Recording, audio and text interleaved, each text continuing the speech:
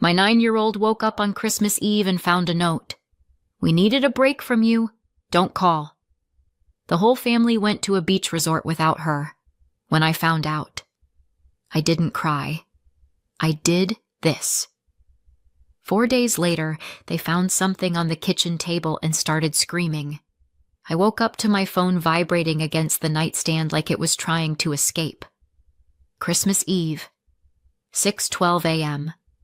Too early for anything except emergencies or flights I definitely wasn't on. I grabbed it, still half tangled in hotel sheets. "Mom?" my daughter, Zara, whispered. Instant adrenaline. I sat straight up. "Zara? What's wrong?" Silence. A tiny breath. And then, I think something's wrong. The house is empty." That sentence hit me harder than any alarm clock. I swung my legs off the bed and stood, the cheap carpet cold under my feet. I was in yet another anonymous airport hotel, an hour flight from home, because small city hospitals don't care that it's Christmas when they're drowning in flu and short on doctors. Holiday coverage is mandatory, and this week I was it. I'd told myself it was fine. I'd be back tomorrow. Zara loved my parents, her grandparents, and my younger sister Samantha was there with her kids, Owen and Quinn. Full house. Built-in chaos.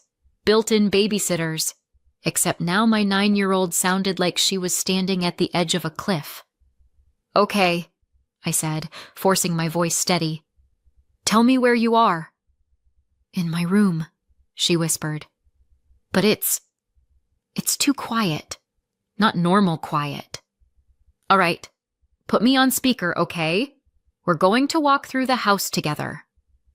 I heard a faint beep as she switched modes, then the rustle of blankets as she got up. "Okay," she said. "Good. Open your door and tell me what you see." "The hallway light's on," she said. "Grandma always turns it off at night."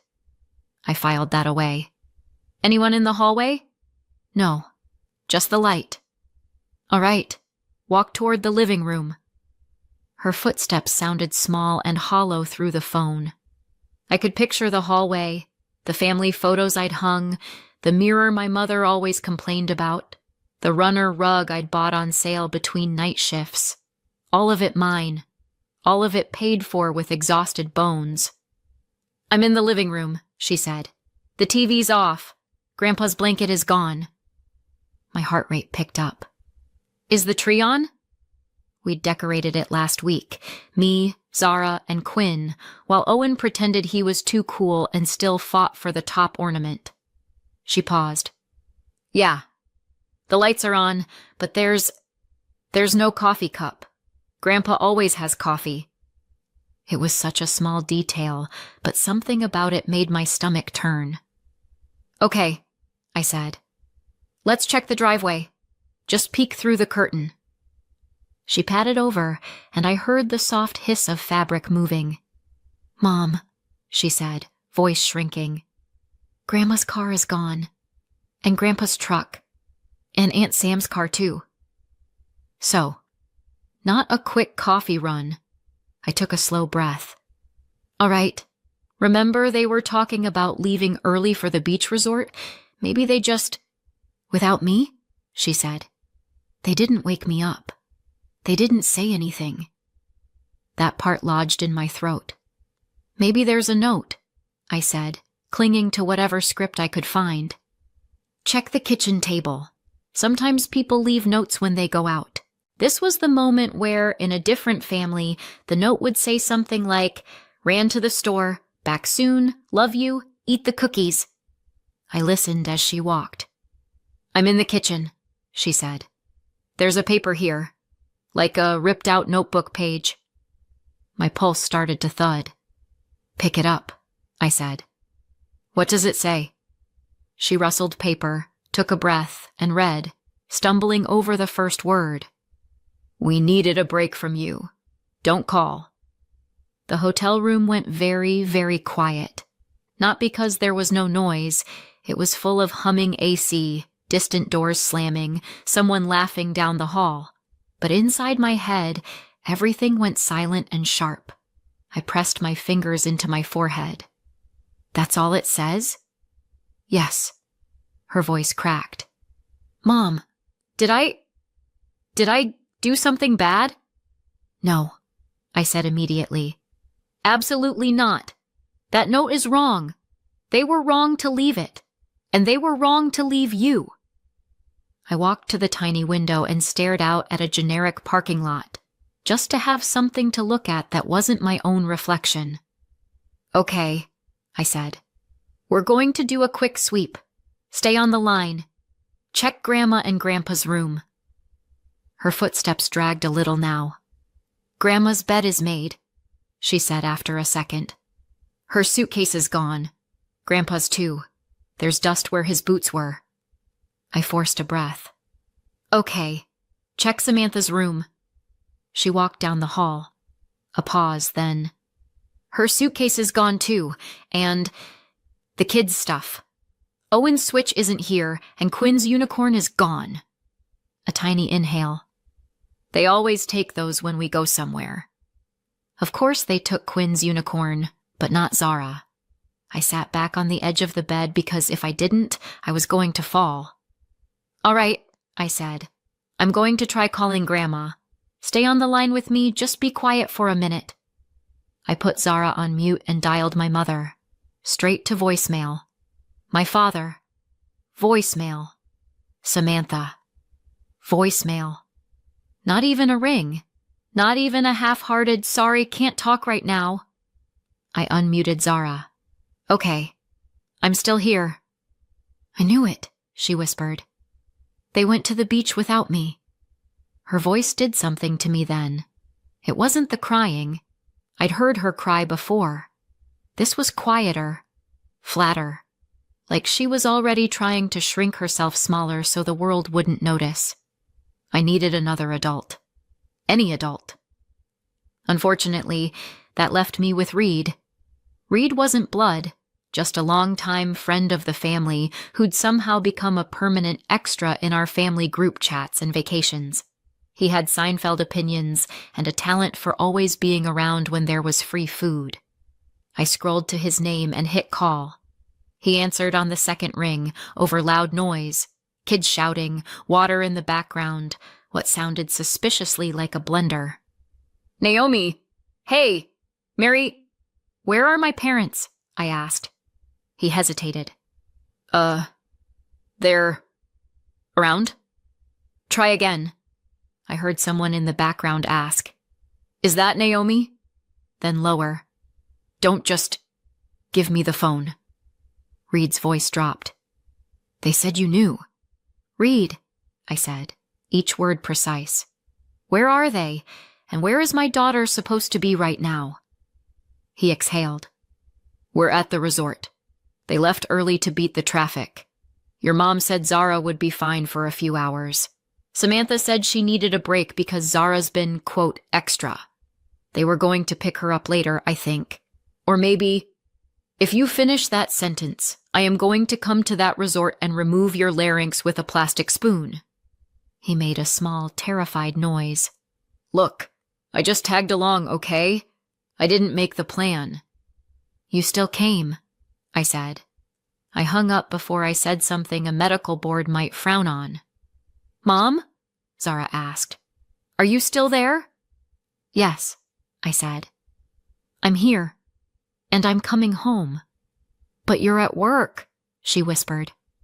I don't care. I checked the time. If I left now, I could maybe be on a flight before 8. Maybe be home before noon. Maybe. Listen, I said.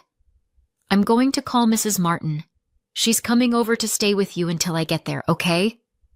Our neighbor, Mrs. Martin, was the kind of retired school teacher who had a key to everyone's house and a sixth sense for when kids needed cookies or boundaries. Zara loved her. I trusted her. Don't open the door for anyone except her, I said, and keep the house locked. Okay, Zara sniffed. I'll stay on the phone until she gets there, I said. I switched to three-way calling and rang Mrs. Martin. She picked up on the second ring, bless her. Naomi? Is everything all right? No, I said, but it will be. I need a favor. Big one. I explained in 3 sentences. Her voice got sharper with each one. I'll be there in 5 minutes, she said. Zara, sweetie, I'm coming right now. Don't be scared. You're not alone. Okay? Okay, Zara whispered. When I heard the front door open on Zara's end and Mrs. Martin's voice in the background, some small clenched part of me unclenched. I pulled up the airline app with shaking hands. The earliest flight home left in 1 hour and 40 minutes. The hospital had booked me into a hotel near the other city's airport, not ours, so I still had about 45 minutes drive to get there. In other words, no margin. At all. I booked it anyway. Holiday pricing, last minute. One way. My phone buzzed with the confirmation and my bank account quietly panicked. I yanked clothes on, shoved my things into my carry-on, and left half my life strewn across the hotel room. Housekeeping could keep the moisturizer and the dignity. Zara, I said, switching back to her call as I ran through the hallway. I'm on my way to the airport right now. Mrs. Martin is there with you, right? Yeah, she said. I could hear the TV murmuring in the background, cartoons turned up too loud. She's making hot chocolate. Good, I said. Stay with her. I'll call from the airport. Okay? Traffic was already building. Christmas Eve. Everyone going somewhere they actually wanted to be. My leg bounced as we inched forward. By the time I arrived at the airport, my heart had been hammering for so long it felt like background noise. I sprinted through the terminal, cut through the snaking security line with enough desperation in my eyes that they waved me ahead, and made it to the gate as they were announcing final boarding. You're cutting it close, the agent said, scanning my boarding pass. My daughter is home alone, I said, because my family forgot what the word family means. Something in my voice must have landed. She just nodded and gestured me through. When I finally arrived home, Zara ran out, hair flying, socks slipping on the porch. She slammed into me so hard I stumbled back a step. I'm here, I kept saying into her hair. I'm here. I've got you. I'm here. She pulled back just enough to look up at me, eyes red and wide. Mom, she whispered, did I do something wrong? There are moments in medicine where you know, instantly, that if you screw up even a little, someone dies. This felt like that. Except the patient was my kid's sense of being wanted. I cupped her face in my hands. No, you did nothing wrong. They did. The note is on the kitchen table, Mrs. Martin said quietly. I haven't let her look at it again. I took the note, read it with my own eyes. We needed a break from you. Don't call. They hadn't even bothered to sign it. My parents, my sister. The people who'd wept when she was born, fought over who got to hold her first, called her our little miracle every time she coughed. I folded the note and slid it into my bag. Evidence. Souvenir. I didn't know yet. I slipped the note into my bag and held Zara a little tighter. They had no idea what they'd set in motion. And 4 days from now, they'd walk into that house and regret everything. It didn't start with the note on the table. I wish it had. I wish there had been one big moment I could point to and say, there. That's where everything cracked. But things like this don't break at once.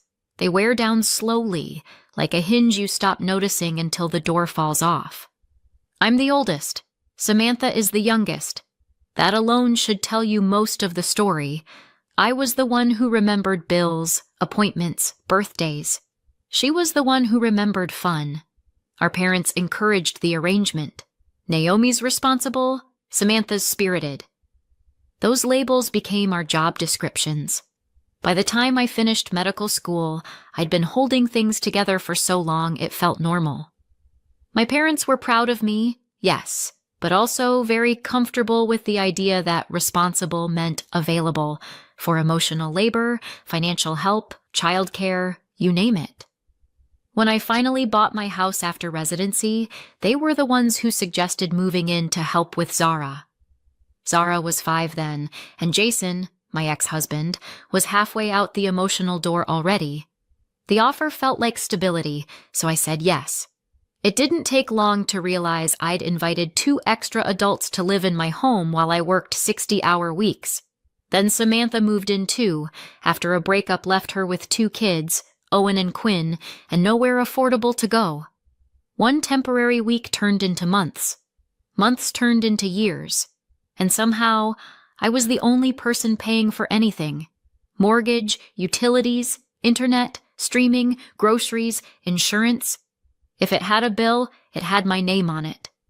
If I brought it up gently, my mother clutched her chest and said, "We're doing our best. Besides, you make more than any of us ever did." Maybe that was true. But respect doesn't cost money, and somehow that was always the thing in shortest supply. Worse than the finances was how they treated Zara. She's sensitive.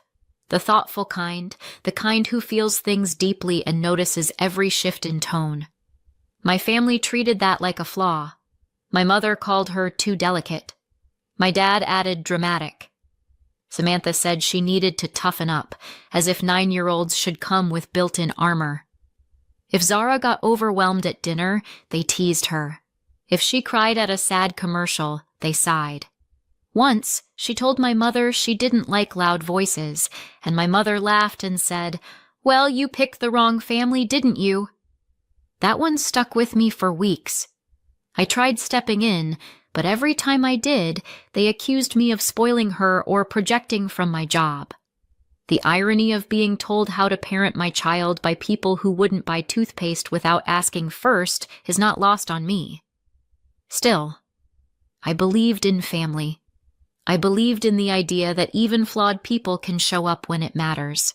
So when Samantha suggested the Christmas beach trip months ago, a big family thing, all of us together, I said yes. Even though money was tight. Even though I'd have to join them later because I'd been assigned to a mandatory Christmas Eve shift in another city. They insisted they'd take good care of Zara, that she'd be surrounded by people who loved her. The night before I left, Zara said quietly, "Sometimes they're mean, and I don't know why." I hugged her and told her she was safe. I believed it because I needed to. The next morning, I left for work before sunrise, and while I was stitching up strangers and answering pages, they packed their bags and drove to the beach without her, leaving my 9-year-old daughter behind with nothing but a handwritten note. After I got back and peeled Zara off my coat, the first thing I did wasn't scream or plot or burn the house down. I fed her. She kept insisting she wasn't hungry, but her hands were shaking, and she hadn't eaten more than a few bites of toast with Mrs. Martin. So I made grilled cheese and tomato soup, classic comfort food, doctor-approved therapy, and sat with her until she got halfway through the sandwich. Only then did her eyes stop darting toward the front door like she expected someone to jump out yelling, "Gotcha!" No one did. When Mrs. Martin finally left, with strict instructions to call her if I even thought about needing help, I put Zara in my bed, drew the curtains, turned the TV to something gentle, and watched her fall asleep in minutes. Kids crash hard after fear. Adults just pretend they didn't. I went back to the kitchen. The note sat on the counter like a crime scene exhibit. "We needed a break from you. Don't call." It still didn't feel real. Not because I didn't believe my family capable of cruelty, they'd always been good at that, but because of the sheer effortlessness of it. A torn notebook page, a scribble, a shrug disguised as handwriting. I photographed the note, the empty hooks, the missing toothbrushes, all the quiet evidence they'd packed and left. All of them, except Zara. Document, assess, plan. The triage instinct was automatic. Urgent. Zara. Serious. detoxing the environment she'd been drowning in. Non-emergent. Everything that wasn't her. When she woke up later, we curled on the couch and watched a movie, one where misunderstandings lead to songs instead of therapy bills. She pressed into my side like she was anchoring herself. "Where do you think they are right now?" she asked. "At the pool," I said. Honesty mattered now. "Do you think they'll come back tonight?" "I think they'll come back when the resort kicks them out," I said. "But you and I won't be here." She blinked up at me. "We're leaving?" "Yes," I said. "We're taking our own little vacation." Her eyes lit up, fragile but hopeful. "Will there be hot chocolate?" "There will be hot chocolate until you beg me to stop." She snorted softly. It was almost a laugh. After she fell asleep again, I made calls. First to a colleague who rents a small furnished apartment near the hospital to traveling nurses. I'd covered Thanksgiving for him last year when he got sick. "You can have it for as long as you need," he said. "I'll text the door code." Next, I called a lawyer friend, someone I'd once stitched up after he lost an argument with a bar stool. He answered like he expected me to say something sarcastic. Instead, I said, "I need to get people out of my house." Instant silence. "They paying rent?" he asked. "No." "Lease?" "No." "They get mail there?" "Yes." "Okay, they're licensees. You can revoke permission to stay. Put it in writing. Give them a short deadline. After that, you start the eviction process if they're still squatting." "Can I post the notice while they're gone?" "It's ideal. Less drama." A beat. "Naomi? You all right?" "Getting there," I said. The next morning, Christmas Day, I told Zara to pack her favorite things: clothes, books, stuffed fox, the little lamp she loved. I packed the rest: school supplies, comfort items, the drawings she'd taped to her wall. "We're not coming back?" she asked. "We are," I said. "But not with them." Her lip wobbled.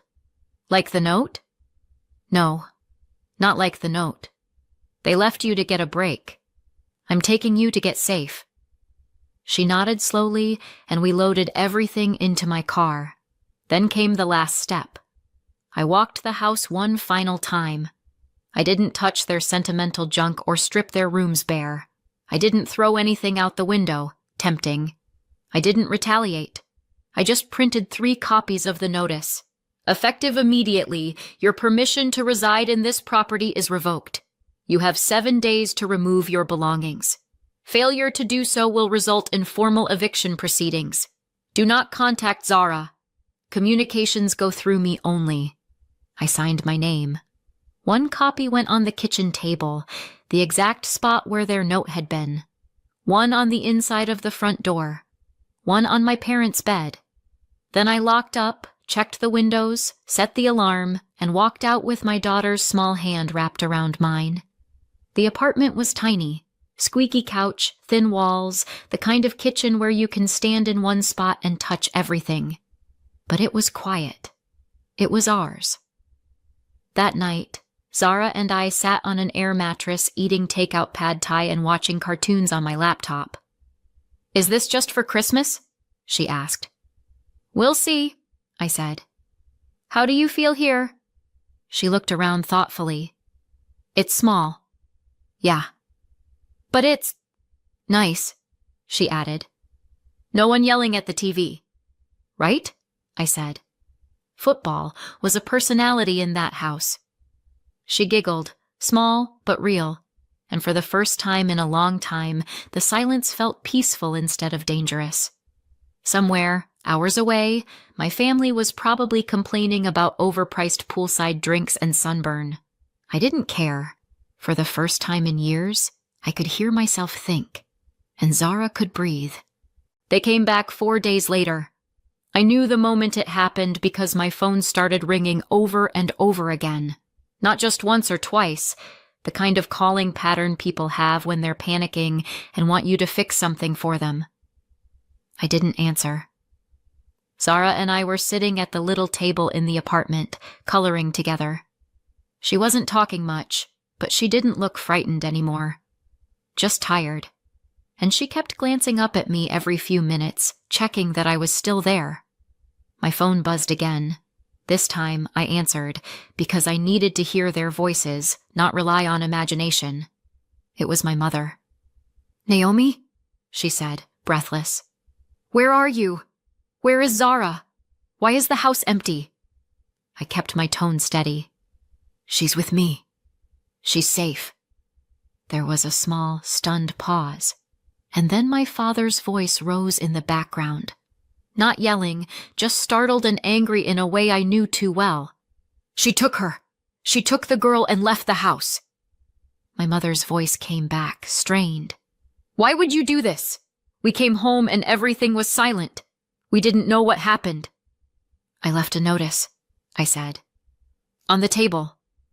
"We saw it," she said, her voice tightening. "It says you're removing us from the house. Surely that can't be real." "It is," I said quietly. My father came onto the line fully then. "Naomi, you can't just throw your family out. We've lived there for years." "You've lived in my home for years," I corrected gently. "And you left my daughter alone without telling me. You didn't check on her. You didn't call her. You left her to wake up and find an empty house." "That's not fair," my mother said softly. "We were coming back." "When?" I asked. "After breakfast at the resort? After a swim? After you remembered she existed?" She didn't answer. For a moment, all I heard through the line was quiet arguing between my parents and Samantha. Not shouting, more like three people scrambling to explain something to themselves before explaining it to me. Finally, Samantha's voice broke through. "Naomi, this is being blown out of proportion. We didn't mean for her to be scared. We just needed space. And you work so much. We thought she'd be fine." I let out a long breath. She was not fine. She was terrified. She thought something happened to all of you. She thought she'd done something wrong. And you didn't leave her a plan. You left her a note telling her not to call you. "It wasn't meant like that," my mother whispered. "I know what you meant," I said. "But I have to look at what it did." There was a soft sound on the other end, almost like she was crying but trying not to. Part of me hurt hearing it, but another part, the part that held Zara while she trembled, stayed firm. "You have 6 days to move your things out," I said. "I won't argue about it. I'm not changing my mind." "Naomi," my father said, voice heavy, "you're tearing this family apart." I closed my eyes. "Dad, I'm holding my family together. Mine is Zara and me. That's it right now." No shouting followed, just stunned silence. Then I ended the call. They didn't stop trying, of course. The messages came in waves: confusion, hurt, frustration, little attempts to tug on guilt. I didn't respond. I focused on Zara, on making the apartment feel familiar. We cooked simple meals, watched movies, arranged her things neatly around the small bedroom.